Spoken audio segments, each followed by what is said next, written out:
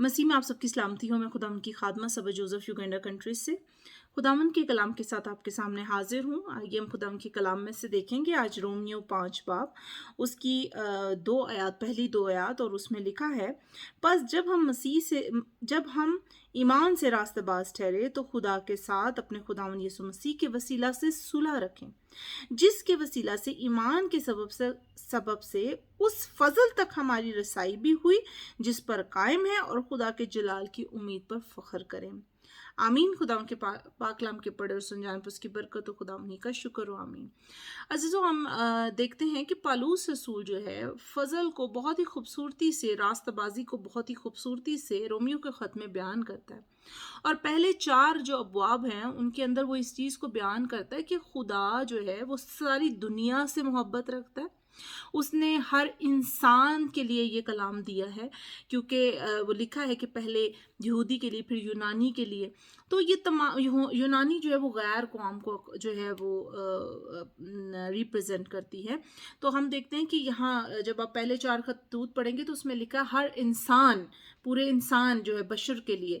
तो खुदा की जो रास्तबाजी है वो किसी यहूदी के लिए नहीं, किसी खाली मसीही के लिए नहीं है। सबसे पहले हमें ये जानना है कि खुदा की रास्तबाजी तमाम दुनिया के लिए है, क्योंकि उसने अपनी रास्तबाजी तमाम, उसने कहा कि जो कोई इस बेटे पर ईमान लाएगा वो हलाक ना होगा बल्कि हमेशा की ज़िंदगी पाएगा। क्योंकि खुदा ने दुनिया से ऐसी मोहब्बत रखी, खुदा ने क्रिश्चियनों से ऐसी मोहब्बत नहीं रखी, खुदा ने यहूदियों से ऐसी मोहब्बत नहीं रखी, बल्कि उसने दुनिया से ऐसी मोहब्बत रखी। अब जब मसीह हमारी ज़िंदगी में आ जाता है, हम उसको नजात दहिंदा के तौर पर कबूल करते हैं, तो वो अपनी रास्तबाजी हमें देता है। और खुदा चूँकि रास्तबाज को पसंद करता है, रास्तबाज इब्राहिम रास्तबाज उसका दोस्त था, तो जब खुदा रास्तबाज को पसंद करता है तो रास्तबाजी जो मसीह की हमारे पास आती है उसके वसीला से खुदा के साथ हमारी सुलह हो जाती है, खुदा के साथ हमारी दोस्ती हो जाती है, हम उसके दोस्त बन जाते हैं, हम उस सुलह हो जाती है, हम उस कैटेगरी के अंदर आ जाते हैं। जैसे वो अपने बेटे को देखता है वैसे वो हमें देखता है, पर किसके वसीला से? यीशु मसीह के वसीला से। तो जब हम, और ये किस वजह से होता है? ये सब यीशु के वसीला से, ईमान के वसीला से और फजल के वसीला से होता है। ये ऐसा है कि आप सोचें कि एक दरवाज़ा है और हमने जब उस दरवाजे के अंदर जाना है तो वो दरवाज़ा ऑटोमेटिक तो खुलेगा नहीं। वो जो नॉब होता है, वो जो एक उसके जो गोल से जो लॉक होते हैं, आपको उनको घुमाना पड़ता है, या हैंडल्स होते हैं उनको घुमाना पड़ता है, और फिर जब घुमाते हैं तो वो दरवाज़ा खुलता है। इवन दो कि अगर दरवाज़ा बंद है और उसमें लॉक नहीं भी लगा तो भी आपको उसको खोलना पड़ता है। हमारा क्या रोल है? हमारा रोल ये है कि वो नॉब ईमान का नॉब है, वो जो हैंडल है वो ईमान का हैंडल है। अगर आपने अपने ईमान को खुदावंद यीशु मसीह की इस बात पर रखा कि हाँ, अगर मैं खुदावंद यीशु मसीह पर ईमान लाता हूँ या लाती हूँ कि वो मेरा निजात दहिंदा है और उसकी रास्तबाजी मुझे मिलेगी, तो उसको लेने के लिए आपको अपना ईमान कम जो है उसको रखना है। और वो जो फजल है, वो फजल जब आप पे ठहरता है, वो ईमान जो आपके अंदर डेवलप होता है, जब आप यीशु मसीह के बारे में थिंक करते हैं, सोचते हैं, आप अपने ईमान को जो है वो हरकत देते हैं, और जब आप उसको खोलते हैं तो वो जो दरवाज़ा है, यानी वो जो यीशु है, वो जो फजल है, आप उसके अंदर एंटर होते हैं, क्योंकि वही एक गेट है जिसमें से आप जा सकते हैं, लेकिन वो ऑटोमेटिकली नहीं खुलेगा। ईमान आपका उसमें कायम रहेगा, ईमान के वसीला से आप उस दरवाजे के अंदर जा सकते हैं। और जैसे आप अंदर एंटर हो जाते हैं, आप खुदा के जलाल में, उस दरवाजे के अंदर जो रूम है उसमें ठहर जाते हैं, और उस रूम के अंदर वो लोग मौजूद हैं जो सुलह रखे हुए हैं खुदा के साथ। तो फिर आप मुझे ये बताएं कि जब उसके फजल के वसीला से मसीह की रास्तबाजी आपको मिली और खुदा के साथ आपकी सुलह हो गई, तो फजल की बार बार आपको ज़रूरत कहाँ पड़ी? आप ऑलरेडी फजल तक रसाई करने की कोशिश ना करें, फजल आप तक पहुंच गया। आज बहुत से खादिम जो हैं वो फजल को कहते हैं, कैसे आप फजल को पाएंगे? हम आपको इसके बारे में टीच करते हैं, लेकिन फजल में हम ऑलरेडी हैं। ये उसका फजल है कि उसने अपने बेटे को भेजा और हमारे लिए कुर्बान किया।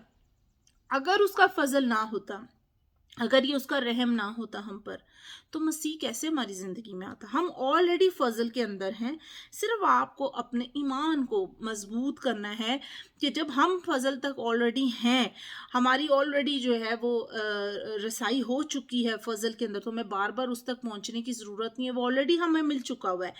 लेकिन आपका ईमान अब इस चीज़ को देखना है कि वो जो जैसे इमारत होती है, इमारत के अंदर बेस होती है कि पहले आपने बेस बनाई, फिर फर्स्ट फ्लोर और सेकंड फ्लोर। अब आपकी इमारत जो है वो आपका ईमान है। आप उस ईमान पे खड़े होते हैं और फिर आप फ़ज़ल के वसीला से खुदा के नाम को जलाल देते हैं और खुदा के जलाल की लेयर्स बनती जाती हैं और खुदा आपके साथ होता है और खुदा आपके साथ सुलह रखता है।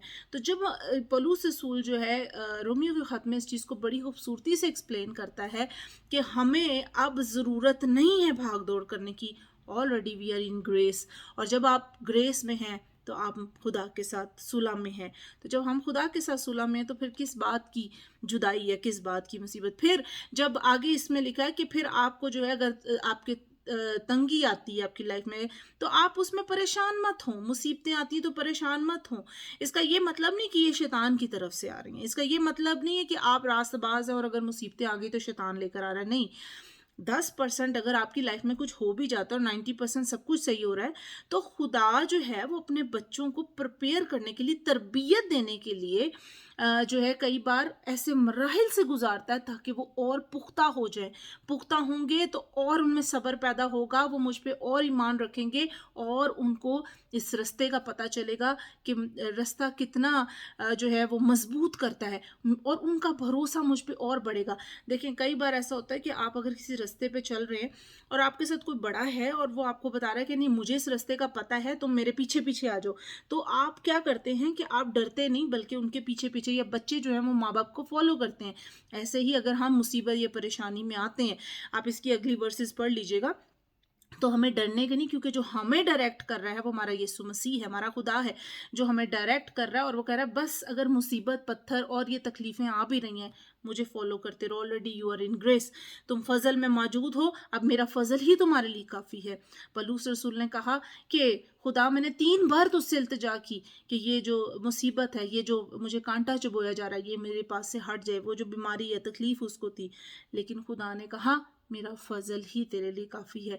तो क्या खुदा ठीक नहीं कर सकता था? लेकिन कई बार खुदा हमें उसमें से गुजारना चाहता है। कई बार खुदा हमें ट्रेन करना चाहता है, वो हमें मजबूत करना चाहता है, वो हमें पुख्ता करना चाहता है, वो हमें सब्र देना चाहता है, वो हमारे अंदर ईमान की बढ़ोतरी को और बढ़ाना चाहता है।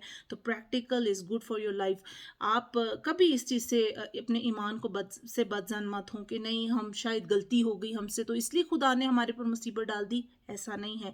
अगर आप रास्तबाज़ हैं, अगर आप उस रूम के अंदर हैं, उस खुदा की ग्रेस के अंदर हैं, तो फिर आपको ऊपर कोई परेशानी अगर आती भी है तो खुदा आपको उसमें से निकाल कर जो है एक ट्रेनिंग के दौर से लेके जा रहा होगा। आप इससे मत डरें कि शायद आपको जो है ये प्रॉब्लम आपके गुनाह की वजह से आई, बल्कि हम जिस दुनिया में हैं ये फॉलन वर्ल्ड है।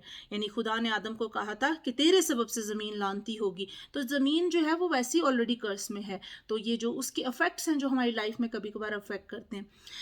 टॉपिक ज़्यादा लंबा हो जाएगा, हम फिर इसको कंटिन्यू करेंगे। खुदा आप सबको बड़ी बरकत दे। आइए हम अपने सरों को झुकाते हैं। खुदा, मैं आपकी शुक्रगुजारी करती हूँ इस खूबसूरत कलाम के लिए जो आप हमारी ज़िंदगियों में देते हैं। ये कलाम हमारी ज़िंदगी में बढ़े और हम हमेशा इस कलाम के वसीले से बरकत पाएँ। जितने इस वीडियो को देख रहे, ऑडियो को सुन रहे हैं, सबको बड़ी बरकत दे और अपने जलाल, अपने नाम के लिए इस्तेमाल कर। यीशु के नाम से सुनो, कबूल फरमा, आमीन। God bless you.